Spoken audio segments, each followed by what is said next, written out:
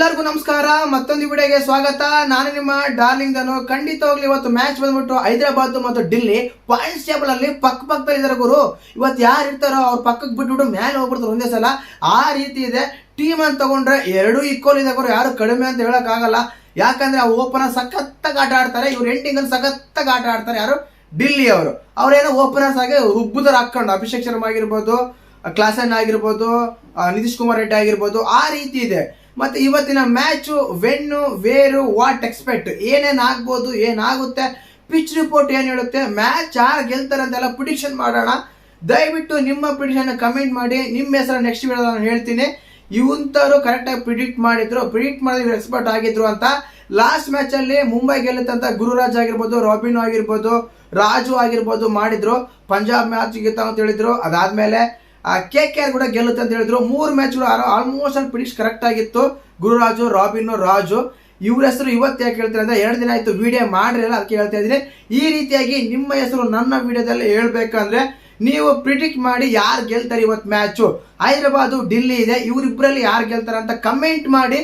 ನಿಮ್ಮ ಹೆಸರನ್ನ ನೆಕ್ಸ್ಟ್ ವಿಡಿಯೋದಲ್ಲಿ ನಾನು ಖಂಡಿತವಾಗ್ಲು ಇಂಥವ್ರು ಪ್ರಿಡಿಕ್ಟ್ ಮಾಡಿದ್ರು, ಕರೆಕ್ಟ್ ಆಗಿ ಪ್ರಿಡಿಕ್ಟ್ ಮಾಡ್ತಾರೆ, ಪ್ರಿಡಿಕ್ಟ್ ಮಾಡೋದ್ರಲ್ಲಿ ಎಕ್ಸ್ಪೆಕ್ಟ್ ಆಗಿದ್ದಾರೆ ಅಂತ ಹೇಳಿ ನಾನು ನಿಮ್ಮ ಹೆಸರನ್ನು ಹೇಳ್ತೀನಿ ಖಂಡಿತವಾಗ್ಲು. ಸರಿನಾ? ಇನ್ನು ಅದೇ ರೀತಿಯಾಗಿ ಮ್ಯಾಚ್ ಬಗ್ಗೆ ಮಾತಾಡೋಣ.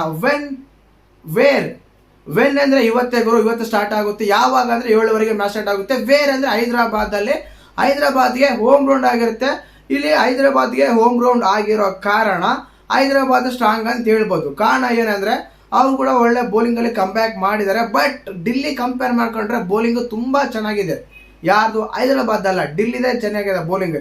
ಏನಕ್ಕಂದ್ರೆ ನಿಂಗಿಡಿ ಆಗಿರ್ಬೋದು, ನಟರಾಜ್ ಆಗಿರ್ಬೋದು, ಆಮೇಲೆ ಅಕ್ಷರ್ ಪಟೇಲ್ ಆಗಿರ್ಬೋದು, ಕುಲ್ದೀಪ್ ಯಾದವ್ ಆಗಿರ್ಬೋದು, ಮೋಶಿಕ್ ಖಾನ್ ಆಗಿರ್ಬೋದು, ಇವರೆಲ್ಲ ಚೆನ್ನಾಗಿ ಬೌಲ್ ಮಾಡ್ತಾ ಇದ್ದಾರೆ, ಚೆನ್ನಾಗಿ ಆಗ್ತಾ ಇದೆ. ಆದ ಕಾರಣ ಕಂಪೇರ್ ಮಾಡ್ಕೊಂಡ್ರೆ ಬೌಲಿಂಗ್ ಅಲ್ಲಿ ಚೆನ್ನಾಗಿದೆ. ಬಟ್ ಬ್ಯಾಟಿಂಗ್ ಕಂಪೇರ್ ಮಾಡಿದಾಗ ಇವರೇನೋ ಎಂಡಿಂಗ್ ಅಲ್ಲಿ ಆಡ್ತಾ ಇದ್ದಾರೆ, ಅವರೇನೋ ಸ್ಟಾರ್ಟಿಂಗ್ ಅಲ್ಲಿ ಆಡ್ತಾರೆ. ಆ ರೀತಿ ಇದೆ.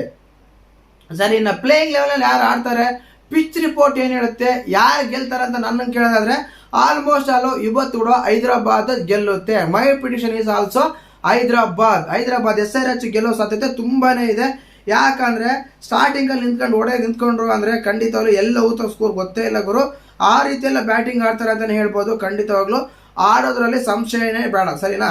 ಇನ್ನು ಅದೇ ರೀತಿಯಾಗಿ ಮಾತಾಡಲೇಬೇಕು ಅಂದ್ರೆ ಇವತ್ತು ಆಲ್ಮೋಸ್ಟ್ ಅಲ್ಲ, ఢిల్లీನೇ ಗೆಲ್ಲಲ್ಲ, ಹೈದರಾಬಾದೇ ಗೆಲ್ಲುತ್ತೆ ಅಂತ ನಾನು ಹೇಳ್ತೀನಿ. ಸರಿನಾ? ಇನ್ನು ವೇರ್ ಸ್ಟಾರ್ಟಿಂಗ್ ಅಲ್ಲಿ ಹೇಳೋದು ಹೈದರಾಬಾದ್ ಸ್ಟೇಡಿಯಂ ಅಲ್ಲಿ ಆಡ್ತಾರೆ ಇವತ್ತು, ಸ್ಟೇಡಿಯಂ ಅಲ್ಲಿ ಹೈದರಾಬಾದ್ ಅಂತ. ಸರಿನಾ? ಇನ್ನು ಅದೇ ರೀತಿಯಾಗಿ ವಾಟ್ ಎಕ್ಸ್ಪೆಕ್ಟ್ ಏನ್ ಎಕ್ಸ್ಪೆಕ್ಟ್ ಮಾಡಬಹುದು ನಾವು ಪಿಚ್ ಅಲ್ಲಿ ಅಂದ್ರೆ, match are set to play pitch number 5 the surface SRH played against LHG match ಅಲ್ಲಿ ಯಾವ ಪಿಚ್ ಅಲ್ಲಿ ಆದ್ರೂ ಆಡಿದ್ರು ಅದೇ ಪಿಚ್ ಅಲ್ಲಿ ಆಡ್ತಾರೆ ಅಂತ. ಬಟ್ ಈ ಪಿಚ್ ಅಲ್ಲಿ LHG ಗೆಲ್ಲಿತ್ತು. ಯಾಕಂದ್ರೆ ಚೇಂಜಿಂಗ್ ಮಾಡಿ ಗೆದ್ದಿದ್ರು. ಪಂತ್ ಅವರು ತುಂಬಾ ಚೆನ್ನಾಗಿ ಆಟ ಆಡಿದ್ರು. ಬಟ್ ಅದೇ ರೀತಿಯಾಗಿ ಹೈದರಾಬಾದ್ ಮ್ಯಾಚ್ ಅವರು ಅವತ್ತು ಏನು 149 146 ಮಾತ್ರ ಸ್ಕೋರ್ ಹೊಡೆಯಲು ಸಾಧ್ಯವಾಗಿತ್ತು. ಆದ ಕಾರಣ ಅವರು ಸೋತಿದ್ರು. ಇವತ್ತಿನ ಆ ಪಿಚ್ ಅಲ್ಲಿ ಆಡ್ತಾ ಇದಾರೆ ಅಂತ ಹೇಳ್ಬೋದು. ಲೋ ಸ್ಕೋರಿಂಗ್ ಎನ್ಕೌಂಟರ್ ಅಂತ ಹೇಳ್ತಾ ಇದ್ದಾರೆ, ಅಂದ್ರೆ ಕಡಿಮೆ ಸ್ಕೋರ್ ಮ್ಯಾಚ್ ಆಗಬಹುದು ಇದು ಅಂತ ಹೇಳ್ತಾ ಇದ್ದಾರೆ. ಇನ್ನು ఢిల్లీ ಕೋಚ್ ಆದ್ರೆ ಬಡನೇವರು does not want to read too much ಹೆಲೆಜರ್ ಕಂಟೆಸ್ಟೆಂಟ್. ಹೋಗಿರೋದೆಲ್ಲ ಮುಗೀತು. ಇವಾಗ rating head rolling the surface and ಫಿನಾಂಡಲ್ ಚೇಂಜ್ ದ ನೇಚರ್.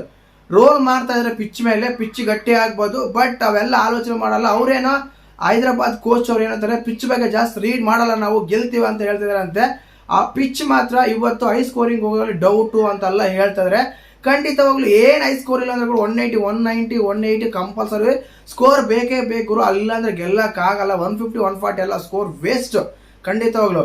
ಈಗ ನೋಡ್ಕೊಂಡು ಬರ್ತಾ ಇದ್ರೆ ಎಲ್ಲಾ ಪಿಚ್ಗಳು ಕೂಡ ಸ್ಲೋ ಆಗ್ತಾ ಇದೆ ಆಲ್ರೆಡಿ.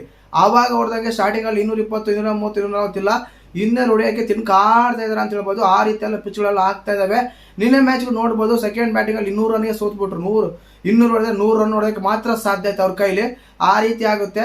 ಅದೇ ರೀತಿಯಾಗಿ ಇವತ್ತಿನ ಮ್ಯಾಚ್ ಅಲ್ಲಿ ಪ್ರಿಡಿಕ್ಷನ್ ಮಾಡ್ಬಿಟ್ಟು ಹೈದರಾಬಾದ್ ಗೆಲ್ಲುತ್ತೆ. ಲೋ ಸ್ಕೋರಿಂಗ್ ಗೇಮ್ ಆಗುತ್ತೆ.